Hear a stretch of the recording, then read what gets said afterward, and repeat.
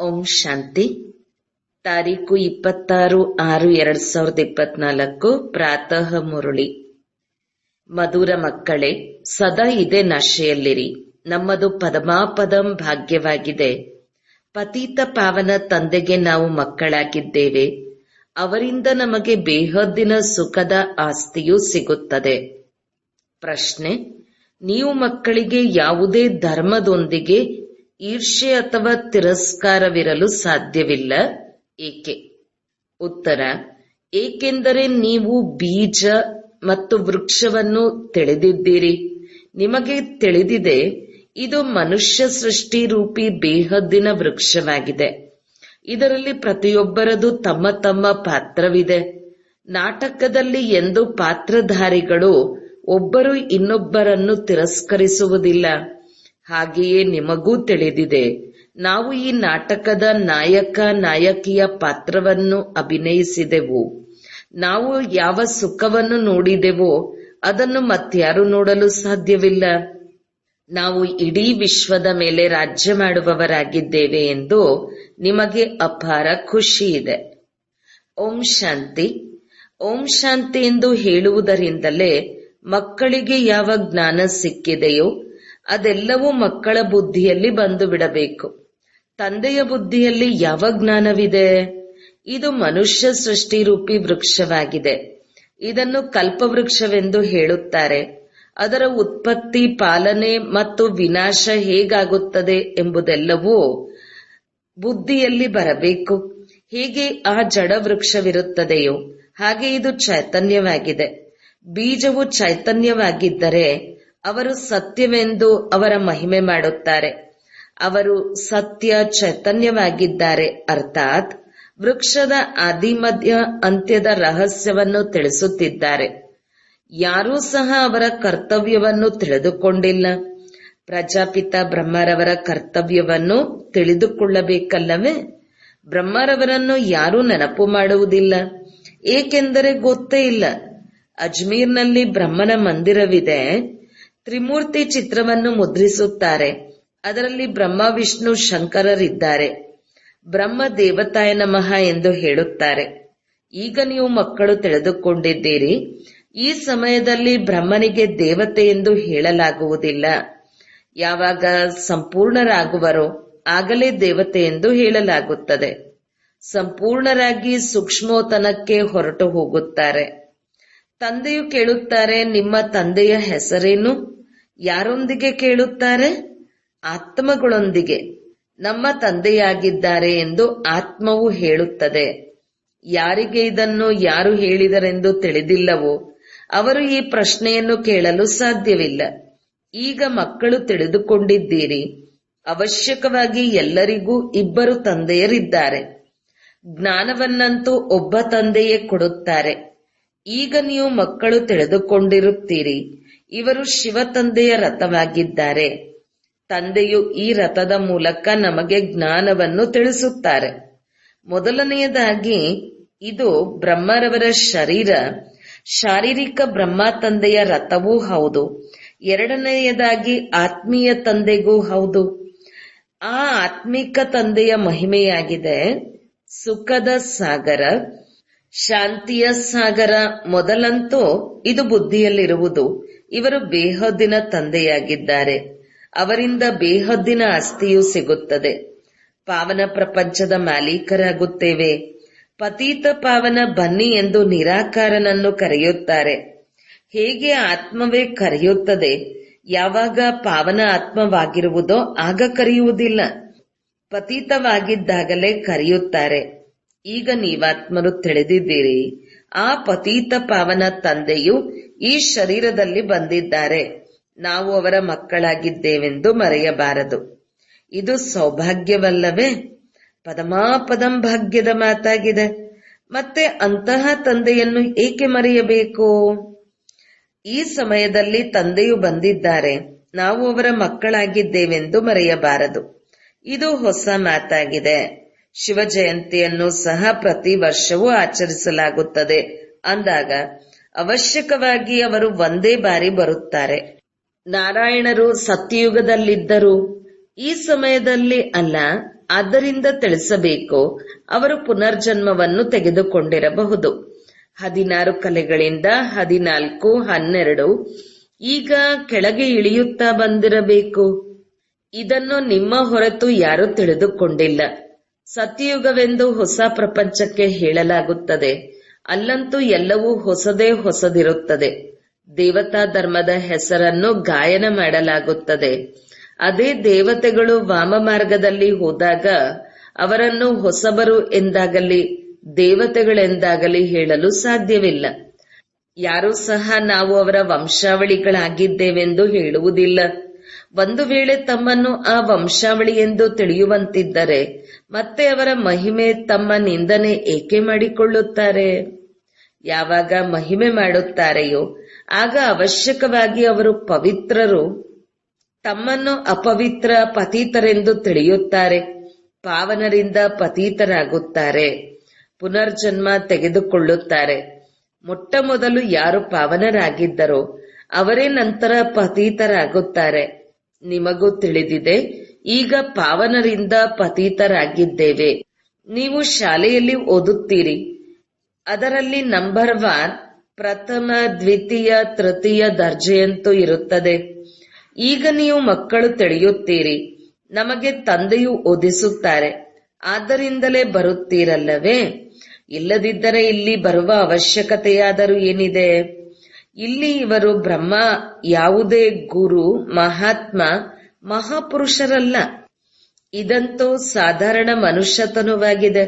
ಅದರಲ್ಲೂ ಬಹಳ ಹಳೆಯದಾಗಿದೆ. ಬಹಳ ಜನ್ಮಗಳ ಅಂತಿಮದಲ್ಲಿ ಪ್ರವೇಶ ಮಾಡುತ್ತೇನೆ. ಮತ್ಯಾವುದೇ ಇವರ ಮಹಿಮೆ ಇಲ್ಲ. ಕೇವಲ ಇವರಲ್ಲಿ ಪ್ರವೇಶ ಮಾಡುತ್ತೇನೆ, ಆಗ ಇವರ ಹೆಸರಾಗುತ್ತದೆ. ಇಲ್ಲವೆಂದರೆ ಪ್ರಜಾಪಿತ ಬ್ರಹ್ಮ ಎಲ್ಲಿಂದ ಬಂದರು? ಮನುಷ್ಯರು ಅವಶ್ಯಕವಾಗಿ ತಬ್ಬಿಬ್ಬಾಗುತ್ತಾರಲ್ಲವೇ? ತಂದೆಯು ನಿಮಗೆ ತಿಳಿಸಿದ್ದಾರೆ, ಆದ್ದರಿಂದಲೇ ನೀವು ಅನ್ಯರಿಗೆ ತಿಳಿಸುತ್ತೀರಿ. ಬ್ರಹ್ಮರವರ ತಂದೆ ಯಾರು? ಬ್ರಹ್ಮ, ವಿಷ್ಣು, ಶಂಕರ ಇವರ ರಚಯಿತ ಶಿವ ತಂದೆಯಾಗಿದ್ದಾರೆ. ಬುದ್ಧಿಯು ಮೇಲೆ ಹೋಗುತ್ತದೆ. ಪರಮಪಿತ ಪರಮಾತ್ಮ ಯಾರು ಪರಮಧಾಮದಲ್ಲಿರುತ್ತಾರೆಯೋ ಅವರದು ಈ ರಚನೆಯಾಗಿದೆ. ಬ್ರಹ್ಮ, ವಿಷ್ಣು, ಶಂಕರರ ಕರ್ತವ್ಯವೇ ಬೇರೆಯಾಗಿದೆ. ಯಾರಾದರೂ ಪರಸ್ಪರ 3-4 ಜನ ಇರುತ್ತಾರೆಂದರೆ ಎಲ್ಲರ ವೃತ್ತಿಯು ಬೇರೆ ಬೇರೆಯಾಗಿರುತ್ತದೆ. ಪ್ರತಿಯೊಬ್ಬ ಪಾತ್ರವೂ ತಮ್ಮ ತಮ್ಮದೇ ಆಗಿದೆ. ಇಷ್ಟು ಕೋಟ್ಯಾಂತರ ಆತ್ಮಗಳಿದ್ದಾರೆ, ಆದರೆ ಒಬ್ಬರ ಪಾತ್ರವು ಇನ್ನೊಬ್ಬರಿಗೆ ಹೋಲುವುದಿಲ್ಲ. ಈ ಅದ್ಭುತವಾದ ಮಾತುಗಳನ್ನು ತಿಳಿದುಕೊಳ್ಳಬೇಕಾಗಿದೆ. ಅನೇಕ ಮನುಷ್ಯರಿರುತ್ತಾರೆ. ಈಗ ಚಕ್ರವು ಸಂಪೂರ್ಣವಾಗುತ್ತಿದೆ, ಅಂತ್ಯವಾಗಿದೆಯಲ್ಲವೇ? ಎಲ್ಲರೂ ಹಿಂತಿರುಗಿ ಹೋಗುತ್ತಾರೆ. ಪೂರ್ಣ ಚಕ್ರವು ಪುನರಾವರ್ತನೆಯಾಗುತ್ತದೆ. ತಂದೆಯು ಈ ಎಲ್ಲ ಮಾತುಗಳನ್ನು ಭಿನ್ನ ಭಿನ್ನ ಪ್ರಕಾರದಿಂದ ತಿಳಿಸಿರುತ್ತಾರೆ. ಹೊಸ ಮಾತಿಲ್ಲ. ನಾನು ಕಲ್ಪದ ಹಿಂದೆಯೂ ತಿಳಿಸಿದ್ದೇನೆಂದು ತಂದೆಯು ಹೇಳುತ್ತಾರೆ. ಬಹಳ ಪ್ರಿಯ ತಂದೆಯಾಗಿದ್ದಾರೆ. ಇಂತಹ ತಂದೆಯನ್ನು ಬಹಳ ಪ್ರೀತಿಯಿಂದ ನೆನಪು ಮಾಡಬೇಕು. ನೀವು ಸಹ ತಂದೆಯ ಅತಿ ಪ್ರೀತಿಯ ಮಕ್ಕಳಾಗಿದ್ದೀರಲ್ಲವೇ? ತಂದೆಯನ್ನು ಎಲ್ಲರೂ ನೆನಪು ಮಾಡುತ್ತಾ ಬಂದಿದ್ದೀರಿ. ಮೊದಲು ಎಲ್ಲರೂ ಒಬ್ಬರ ಪೂಜೆ ಮಾಡುತ್ತಿದ್ದರು. ಭೇದ ಭಾವದ ಮಾತಿಲ್ಲ. ಈಗಂತೂ ಎಷ್ಟೊಂದು ಭೇದ ಭಾವವಿದೆ. ಇವರು ರಾಮನ ಭಕ್ತರು, ಇವರು ಕೃಷ್ಣನ ಭಕ್ತರಾಗಿರುತ್ತಾರೆ. ರಾಮನ ಭಕ್ತರು ಧೂಪ ಹಾಕಿದರೆ ಕೃಷ್ಣನ ಭಕ್ತರು ಮೂಗನ್ನು ಮುಚ್ಚಿಕೊಳ್ಳುತ್ತಾರೆ. ಇಂತಹ ಕೆಲವು ಮಾತುಗಳು ಶಾಸ್ತ್ರದಲ್ಲಿವೆ. ನಮ್ಮ ಭಗವಂತನು ದೊಡ್ಡವರೆಂದು ಇವರು ಹೇಳುತ್ತಾರೆ, ನಮ್ಮವರು ದೊಡ್ಡವರೆಂದು ಇನ್ನೊಬ್ಬರು ಹೇಳುತ್ತಾರೆ. ಇಬ್ಬರು ಭಗವಂತನೆಂದು ತಿಳಿದು ಬಿಡುತ್ತಾರೆ. ಅಂದಾಗ ಈ ತಪ್ಪುಗಳಾಗುವ ಕಾರಣವೇ ಎಲ್ಲರೂ ಅಸತ್ಯ ಕೆಲಸವನ್ನೇ ಮಾಡುತ್ತಾರೆ. ತಂದೆಯು ತಿಳುವಳಿಕೆ ನೀಡುತ್ತಾರೆ, ಮಕ್ಕಳೇ, ಭಕ್ತಿಯು ಭಕ್ತಿಯಾಗಿದೆ, ಜ್ಞಾನವು ಜ್ಞಾನವಾಗಿದೆ. ಜ್ಞಾನಸಾಗರ ಒಬ್ಬರೇ ಆಗಿದ್ದಾರೆ, ಉಳಿದವರೆಲ್ಲರೂ ಭಕ್ತಿಯ ಸಾಗರರಾಗಿದ್ದಾರೆ. ಜ್ಞಾನದಿಂದ ಸದ್ಗತಿಯಾಗುತ್ತದೆ. ಈಗ ನೀವು ಮಕ್ಕಳು ಜ್ಞಾನವಂತರಾಗುತ್ತೀರಿ. ತಂದೆಯು ನಿಮಗೆ ತಮ್ಮ ಮತ್ತು ಇಡೀ ಚಕ್ರದ ಪರಿಚಯವನ್ನು ಕೊಡುತ್ತಾರೆ. ಅದನ್ನು ಮತ್ಯಾರೂ ಕೊಡಲು ಸಾಧ್ಯವಿಲ್ಲ. ಆದ್ದರಿಂದ ನೀವು ಮಕ್ಕಳು ಸ್ವದರ್ಶನ ಚಕ್ರಧಾರಿಗಳಾಗಿದ್ದೀರೆಂದು ತಂದೆಯು ಹೇಳುತ್ತಾರೆ. ಪರಮಪಿತ ಪರಮಾತ್ಮ ಒಬ್ಬರೇ ಆಗಿದ್ದಾರೆ, ಉಳಿದವರೆಲ್ಲರೂ ಮಕ್ಕಳೇ ಆಗಿದ್ದಾರೆ. ತಮ್ಮನ್ನು ಯಾರು ಪರಮಪಿತನೆಂದು ಹೇಳಿಕೊಳ್ಳಲು ಸಾಧ್ಯವಿಲ್ಲ. ಯಾರು ಒಳ್ಳೆಯ ಬುದ್ಧಿವಂತ ಮನುಷ್ಯರಿರುತ್ತಾರೆಯೋ ಅವರು ಇದು ಎಷ್ಟು ದೊಡ್ಡ ನಾಟಕವಾಗಿದೆ, ಇದರಲ್ಲಿ ಎಲ್ಲಾ ಪಾತ್ರಧಾರಿಗಳು ಅವಿನಾಶಿ ಪಾತ್ರವನ್ನು ಅಭಿನಯಿಸುತ್ತಾರೆಂದು ತಿಳಿಯುತ್ತಾರೆ. ಹೀಗೆ ಈ ಚಿಕ್ಕ ನಾಟಕವು ಅಲ್ಪಕಾಲದ್ದಾಗಿರುತ್ತದೆ. ಇದು ಅನಾದಿ ಅವಿನಾಶಿಯಾಗಿದೆ, ಎಂದಿಗೂ ಮುಗಿಯುವಂತದ್ದಲ್ಲ. ಇಷ್ಟು ಸೂಕ್ಷ್ಮವಾದ ಆತ್ಮಕ್ಕೆ ಇಷ್ಟು ದೊಡ್ಡ ಪಾತ್ರವು ಸಿಕ್ಕಿದೆ. ಇದು ಶರೀರವನ್ನು ಪಡೆದುಕೊಳ್ಳುವ ಮತ್ತು ಬಿಡುವ ಹಾಗೂ ಪಾತ್ರವನ್ನು ಅಭಿನಯಿಸುವ ಪಾತ್ರವು ಸಿಕ್ಕಿದೆ. ಈ ಮಾತುಗಳು ಯಾವುದೇ ಶಾಸ್ತ್ರಗಳಲ್ಲಿಲ್ಲ. ಒಂದು ವೇಳೆ ಇದನ್ನು ಯಾವುದೇ ಗುರು ತಿಳಿಸುವಂತಿದ್ದರೆ ಎಲ್ಲರೂ ಅವರಿಗೆ ಅನುಯಾಯಿಗಳಾಗುತ್ತಿದ್ದರಲ್ಲವೇ? ಕೇವಲ ಒಬ್ಬ ಅನುಯಾಯಿ ಏನು ಕೆಲಸಕ್ಕೆ ಬರುತ್ತಾರೆ? ಪೂರ್ಣ ಅನುಸರಿಸುವವರೇ ಅನುಯಾಯಿಗಳು. ಇವರ ಉಡುಗೆ ಇತ್ಯಾದಿಯಂತೂ ಗುರುಗಳಂತಿಲ್ಲ. ಅಂದ ಮೇಲೆ ಇಂತಹವರನ್ನು ಶಿಷ್ಯರೆಂದು ಯಾರು ಹೇಳುತ್ತಾರೆ? ಇಲ್ಲಂತೂ ತಂದೆಯು ಓದಿಸುತ್ತಾರೆ. ತಂದೆಯನ್ನೇ ಅನುಸರಿಸಬೇಕಾಗಿದೆ. ಹೇಗೆ ವರನ ಮೆರವಣಿಗೆಯಾಗಿದೆ, ಶಿವನ ದಿಬ್ಬಣವೆಂದು ಹೇಳುತ್ತಾರೆ. ತಂದೆ ಹೇಳುತ್ತಾರೆ, ಇದು ನನ್ನ ದಿಬ್ಬಣವಾಗಿದೆ. ನೀವೆಲ್ಲರೂ ಭಕ್ತಿನೀಯರಾಗಿದ್ದೀರಿ, ನಾನು ಭಗವಂತನಾಗಿದ್ದೇನೆ. ನೀವೆಲ್ಲರೂ ಪ್ರಿಯತಮೆಯರಾಗಿದ್ದೀರಿ, ನಿಮ್ಮನ್ನು ಶೃಂಗಾರ ಮಾಡಿ ಕರೆದುಕೊಂಡು ಹೋಗಲು ನಾನು ಬಂದಿದ್ದೇನೆ ಅಂದಾಗ ಎಷ್ಟೊಂದು ಖುಷಿ ಇರಬೇಕು. ಈಗ ನೀವು ಸೃಷ್ಟಿಯ ಆದಿ ಮಧ್ಯ ಅಂತ್ಯವನ್ನು ತಿಳಿದುಕೊಂಡಿದ್ದೀರಿ. ನೀವು ತಂದೆಯನ್ನು ನೆನಪು ಮಾಡುತ್ತಾ ಮಾಡುತ್ತಾ ಪವಿತ್ರರಾಗುತ್ತೀರಿ. ಪವಿತ್ರ ರಾಜ್ಯ ಭಾಗ್ಯವು ಸಿಗುತ್ತದೆ. ತಂದೆಯು ತಿಳಿಸುತ್ತಾರೆ, ನಾನು ಬರುವುದೇ ಅಂತ್ಯದಲ್ಲಿ. ನನ್ನನ್ನು ಪಾವನ ಪ್ರಪಂಚದ ಸ್ಥಾಪನೆ ಮತ್ತು ಪತೀತ ಪ್ರಪಂಚದ ವಿನಾಶ ಮಾಡಲು ಬನ್ನಿ ಎಂದೇ ಕರೆಯುತ್ತಾರೆ. ಆದ್ದರಿಂದ ತಂದೆಗೆ ಮಹಾಕಾಲನೆಂದು ಹೇಳುತ್ತಾರೆ. ಮಹಾಕಾಲನ ಮಂದಿರವೂ ಇದೆ. ಕಾಲನ ಮಂದಿರವಂತೂ ನೋಡುತ್ತೀರಲ್ಲವೇ? ಶಿವನಿಗೆ ಕಾಲನೆಂದು ಹೇಳುತ್ತಾರಲ್ಲವೇ? ಬಂದು ಪಾವನರನ್ನಾಗಿ ಮಾಡಿ ಎಂದು ಹೇಳುತ್ತಾರೆ. ತಂದೆಯು ಆತ್ಮಗಳನ್ನು ಕರೆದುಕೊಂಡು ಹೋಗುತ್ತಾರೆ. ತಂದೆಯು ಎಷ್ಟೊಂದು ಆತ್ಮಗಳನ್ನು ಕರೆದುಕೊಂಡು ಹೋಗಲು ಬಂದಿದ್ದಾರೆ. ಕಾಲರ ಕಾಲ ಮಹಾಕಾಲ ಎಲ್ಲ ಆತ್ಮಗಳನ್ನು ಪವಿತ್ರ ಹೂಗಳನ್ನಾಗಿ ಮಾಡಿ ಕರೆದುಕೊಂಡು ಹೋಗುತ್ತಾರೆ. ನೀವು ಪವಿತ್ರರಾಗಿ ಬಿಟ್ಟರೆ ತಂದೆಯೂ ಸಹ ಮಡಿಲಿನಲ್ಲಿ ಕರೆದುಕೊಂಡು ಹೋಗುತ್ತಾರೆ. ಒಂದು ವೇಳೆ ಪವಿತ್ರರಾಗದಿದ್ದರೆ ಶಿಕ್ಷೆಯನ್ನು ಅನುಭವಿಸಬೇಕಾಗುತ್ತದೆ. ಆ ನಂತರವಂತೂ ಇರುತ್ತದೆಯಲ್ಲವೇ? ಪಾಪವು ಉಳಿದುಕೊಂಡರೆ ಮತ್ತೆ ಶಿಕ್ಷೆಯನ್ನು ಅನುಭವಿಸಬೇಕಾಗುವುದು. ಪದವಿಯು ಅಂತಹದ್ದೇ ಸಿಗುವುದು. ಆದ್ದರಿಂದ ತಂದೆಯು ತಿಳಿಸುತ್ತಾರೆ, ಮಧುರವಾದಂತಹ ಮಕ್ಕಳೇ, ಬಹಳ ಬಹಳ ಮಧುರರಾಗಿರಿ. ಕೃಷ್ಣನು ಎಲ್ಲರಿಗೆ ಮಧುರನೆನಿಸುತ್ತಾನಲ್ಲವೇ? ಅಷ್ಟು ಪ್ರೀತಿಯಿಂದ ಕೃಷ್ಣನನ್ನು ತೂಗುತ್ತಾರೆ. ಧ್ಯಾನದಲ್ಲಿ ಕೃಷ್ಣನನ್ನು ಚಿಕ್ಕ ಮಗುವನ್ನಾಗಿ ನೋಡಿ ಮಡಿಲಿಗೆ ತೆಗೆದುಕೊಂಡು ಪ್ರೀತಿ ಮಾಡುತ್ತಾರೆ. ವೈಕುಂಠಕ್ಕೆ ಹೊರಟು ಹೋಗುತ್ತಾರೆ. ಅಲ್ಲಿ ಕೃಷ್ಣನನ್ನು ಚೈತನ್ಯ ರೂಪದಲ್ಲಿ ನೋಡುತ್ತಾರೆ. ಈಗ ನೀವು ಮಕ್ಕಳಂತೂ ತಿಳಿದುಕೊಂಡಿದ್ದೀರಿ, ಸತ್ಯವಾಗಿಯೂ ವೈಕುಂಠವು ಬರುತ್ತಿದೆ. ನಾವು ಭವಿಷ್ಯದಲ್ಲಿ ಈ ರೀತಿಯಾಗುತ್ತೇವೆ. ಶ್ರೀಕೃಷ್ಣನಿಗೆ ಕಳಂಕವನ್ನು ಹಾಕುತ್ತಾರೆ. ಅದೆಲ್ಲವೂ ತಪ್ಪಾಗಿದೆ. ನೀವು ಮಕ್ಕಳಿಗೆ ನಶೆಯಿರಬೇಕು. ಪ್ರಾರಂಭದಲ್ಲಿ ಹೀಗೆ ಬಹಳ ಸಾಕ್ಷಾತ್ಕಾರವಾಗಿರುತ್ತೋ ಮತ್ತೆ ಅಂತ್ಯದಲ್ಲಿಯೂ ಬಹಳ ಸಾಕ್ಷಾತ್ಕಾರವಾಗುತ್ತದೆ. ಜ್ಞಾನವು ಎಷ್ಟೊಂದು ರಮಣೀಕವಾಗಿದೆ, ಎಷ್ಟೊಂದು ಖುಷಿ ಇರುತ್ತದೆ. ಭಕ್ತಿಯಲ್ಲಂತೂ ಏನೂ ಖುಷಿ ಇರುವುದಿಲ್ಲ. ಭಕ್ತರಿಗೆ ಜ್ಞಾನದಲ್ಲಿ ಎಷ್ಟು ಸುಖವಿರುತ್ತದೆ ಎಂದು ತಿಳಿದಿರುತ್ತದೆಯೇ? ಅದನ್ನು ಹೋಲಿಸಲು ಸಾಧ್ಯವಿಲ್ಲ. ನೀವು ಮಕ್ಕಳಿಗೆ ಮೊದಲು ಈ ನಶೆ ಇರಬೇಕು. ಈ ಜ್ಞಾನವನ್ನು ತಂದೆಯ ಹೊರತು ಯಾವುದೇ ಋಷಿ ಮುನಿಗಳು ತಿಳಿಸಲು ಸಾಧ್ಯವಿಲ್ಲ. ಲೌಕಿಕ ಗುರು ಯಾರಿಗೂ ಮುಕ್ತಿ ಜೀವನ್ಮುಕ್ತಿಯ ಮಾರ್ಗವನ್ನು ತಿಳಿಸಲು ಸಾಧ್ಯವಿಲ್ಲ. ಹೇ ಆತ್ಮಗಳೇ, ಮಕ್ಕಳೇ, ನಾನು ನಿಮಗೆ ತಿಳಿಸುತ್ತೇನೆ ಎಂಬ ಮಾತನ್ನು ಯಾವುದೇ ಮನುಷ್ಯ ಗುರುಗಳು ಹೇಳಲು ಸಾಧ್ಯವಿಲ್ಲ. ತಂದೆಯಂತೂ ಮಕ್ಕಳೇ ಮಕ್ಕಳೇ ಎಂದು ಹೇಳುವ ಅಭ್ಯಾಸವಿದೆ. ಇವರು ನಮ್ಮ ರಚನೆಯಾಗಿದ್ದಾರೆಂದು ಗೊತ್ತಿದೆ. ಈ ತಂದೆಯೂ ಸಹ ಹೇಳುತ್ತಾರೆ, ನಾನು ಎಲ್ಲರ ರಚಯಿತನಾಗಿದ್ದೇನೆ. ನೀವೆಲ್ಲರೂ ಸಹೋದರರಾಗಿದ್ದೀರಿ. ಅವರಿಗೆ ಪಾತ್ರವೂ ಸಿಕ್ಕಿದೆ. ಹೇಗೆ ಸಿಕ್ಕಿದೆ ಎಂಬುದನ್ನು ಕುಳಿತು ತಿಳಿಸುತ್ತಾರೆ. ಆತ್ಮದಲ್ಲಿಯೇ ಪಾತ್ರವು ತುಂಬಿದೆ. ಯಾರೆಲ್ಲರೂ ಮನುಷ್ಯರು ಬರುತ್ತಾರೆ, 84 ಜನ್ಮಗಳಲ್ಲಿ ಎಂದೂ ಒಬ್ಬರು ಇನ್ನೊಬ್ಬರಿಗೆ ಹೋಲುವುದಕ್ಕೆ ಸಾಧ್ಯವಿಲ್ಲ. ಅವಶ್ಯಕವಾಗಿ ಸ್ವಲ್ಪ ವ್ಯತ್ಯಾಸವಿರುತ್ತದೆ, ಸ್ವಲ್ಪ ವ್ಯತ್ಯಾಸವಿರುತ್ತದೆ. ತತ್ವಗಳು ಸಹ ಸತೋ ರಜೋ ತಮೋ ಆಗುತ್ತದೆ. ಪ್ರತಿಯೊಂದು ಜನ್ಮದ ಮುಖಲಕ್ಷಣಗಳು ಒಬ್ಬರದು ಇನ್ನೊಬ್ಬರಿಗೆ ಹೋಲುವುದಿಲ್ಲ. ಇವು ಸಹ ತಿಳಿದುಕೊಳ್ಳುವ ಮಾತುಗಳಾಗಿವೆ. ತಂದೆಯು ಪ್ರತಿನಿತ್ಯವೂ ತಿಳಿಸುತ್ತಿರುತ್ತಾರೆ, ಮಧುರ ಮಕ್ಕಳೇ, ತಂದೆಯಲ್ಲೆಂದೂ ಸಂಶಯ ತರಬೇಡಿ. ಸಂಶಯ ಮತ್ತು ನಿಶ್ಚಯ 2 ಶಬ್ದಗಳಿದೆಯಲ್ಲವೇ? ತಂದೆಯೇ, ಇದರಲ್ಲಿ ಸಂಶಯ ಬರಲು ಸಾಧ್ಯವಿಲ್ಲ. ನಾನು ತಂದೆಯನ್ನು ನೆನಪು ಮಾಡಲು ಆಗುವುದಿಲ್ಲವೆಂದು ಯಾವುದೇ ಮಗು ಹೇಳಲು ಸಾಧ್ಯವಿಲ್ಲ. ಯೋಗವು ಹಿಡಿಯುವುದಿಲ್ಲವೆಂದು ನೀವು ಪದೇ ಪದೇ ಹೇಳುತ್ತೀರಿ. ಯೋಗವೆಂಬ ಶಬ್ದವು ಸರಿಯಿಲ್ಲ. ನೀವಂತೂ ರಾಜ ಋಷಿಗಳಾಗಿದ್ದೀರಿ. ಋಷಿ ಶಬ್ದವು ಪವಿತ್ರತೆಯದಾಗಿದೆ. ನೀವು ರಾಜ ಋಷಿಗಳಾಗಿದ್ದೀರೆಂದರೆ ಅವಶ್ಯಕವಾಗಿ ಪವಿತ್ರರಾಗಿರುತ್ತೀರಿ. ಸ್ವಲ್ಪ ಮಾತಿನಲ್ಲಿ ಅನುತ್ತೀರ್ಣರಾಗುವುದರಿಂದ ಮತ್ತೆ ರಾಜ್ಯವು ಸಿಗುವುದಿಲ್ಲ. ಪ್ರಜೆಗಳಲ್ಲಿ ಹೊರಟು ಹೋಗುತ್ತೀರಿ. ಎಷ್ಟೊಂದು ನಷ್ಟ ಉಂಟಾಗುತ್ತದೆ.